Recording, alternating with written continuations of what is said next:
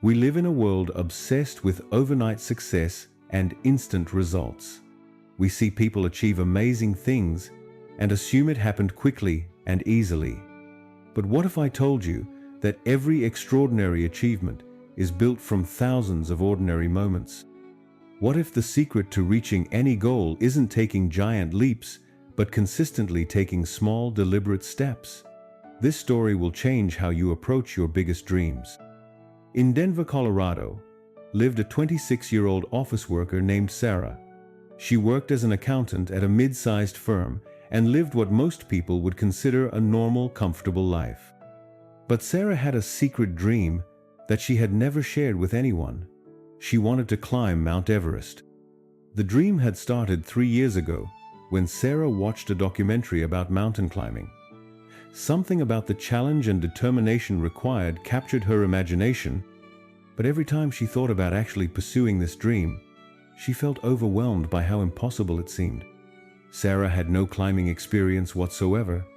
She had never even been hiking on a serious trail. She lived in an apartment, worked a desk job, and spent most of her free time watching Netflix. The idea of climbing the world's tallest mountain seemed absolutely ridiculous.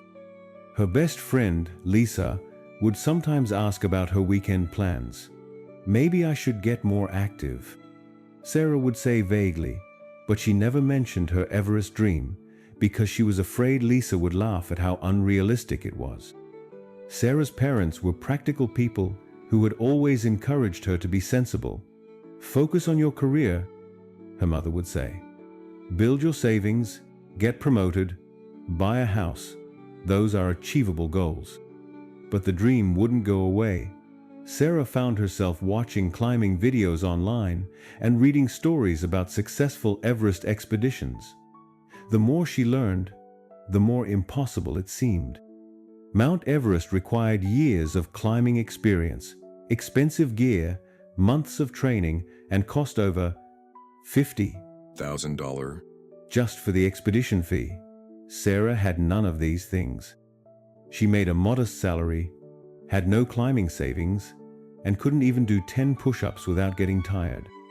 The turning point came when Sarah attended her college roommate's wedding in Boulder.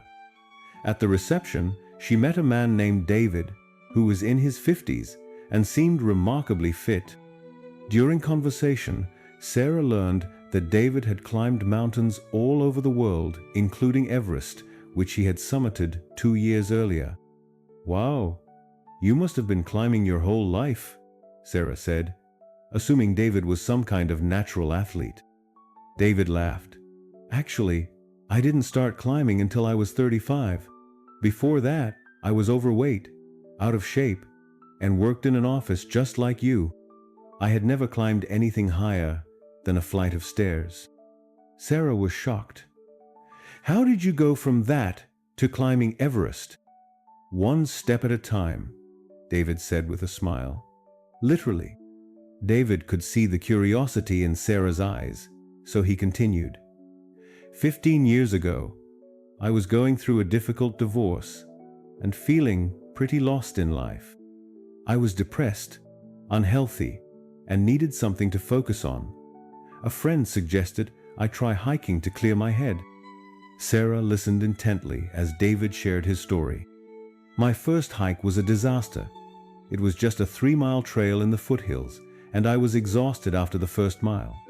I had to stop every few minutes to catch my breath. But when I reached the end of that trail, I felt something I hadn't felt in years, a sense of accomplishment." David explained how that one small hike led to another, then another. "I didn't set out to climb Everest. I just committed to hiking one trail every weekend. Each trail was a little longer or a little steeper than the last one. After 6 months of weekend hikes, I joined a local climbing club. I learned basic rock climbing techniques on indoor walls before attempting any real mountains. My first real climb was a 14,000-foot peak in Colorado. Nothing like Everest, but it felt impossible at the time." Sarah was beginning to understand that David's success hadn't happened overnight. "The key," David continued, was that I never focused on Everest during those early years. I just focused on the next step, the next skill to learn, the next mountain to climb. Each small achievement prepared me for slightly bigger challenges. David showed Sarah photos from his climbing journey on his phone. By the time I attempted Everest, I had been climbing for 12 years. I had summited peaks on every continent and built up the physical fitness, mental toughness, and technical skills necessary for such an expedition. Sarah felt inspired, but intimidated. 12 years seems like such a long time. David nodded. It is a long time. But here's what I learned. Those 12 years were going to pass anyway, whether I was pursuing my dream or not. The question wasn't whether I had time to achieve my goal. The question was what I wanted to have accomplished when that time had passed. David continued, most people never start pursuing their big dreams because they focus on how far away the finish line is. But if you focus on just taking the next small step, you'll be amazed how far you can travel. That night, in her hotel room, Sarah couldn't sleep. David's story had shown her that her Everest dream wasn't impossible. It was just a very long journey that needed to start with a single step.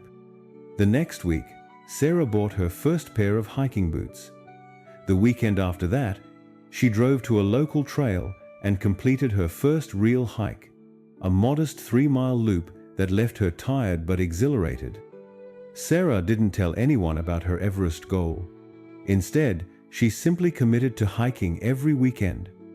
She started with easy trails, gradually working up to longer and steeper paths. Each hike taught her something new about her capabilities. After 3 months of regular hiking, Sarah joined a local mountaineering club. She learned basic climbing techniques, safety procedures, and how to use climbing gear. Her first indoor rock climbing session was terrifying, but she completed it. 6 months into her journey, Sarah attempted her first 14,000-foot peak in Colorado. The climb was one of the most difficult things she had ever done. She questioned whether she could continue multiple times during the ascent. But when she reached the summit, she felt an indescribable sense of pride. That first major peak gave Sarah confidence to attempt bigger challenges. She started planning climbing trips to other states, learning technical skills, and building the physical and mental strength required for serious mountaineering. 2 years after her first hike, Sarah successfully climbed Mount Rainier in Washington. Why? A technical glacier climb that served as training for many Everest climbers. 5 years after that first 3-mile hike, Sarah stood at Everest Base Camp, preparing for the most challenging expedition of her life. When she finally stood on top of the world's highest peak, she thought about David's words from that wedding reception years earlier. After returning from Everest, Sarah became a motivational speaker, sharing her story with others who had big dreams but didn't know where to start.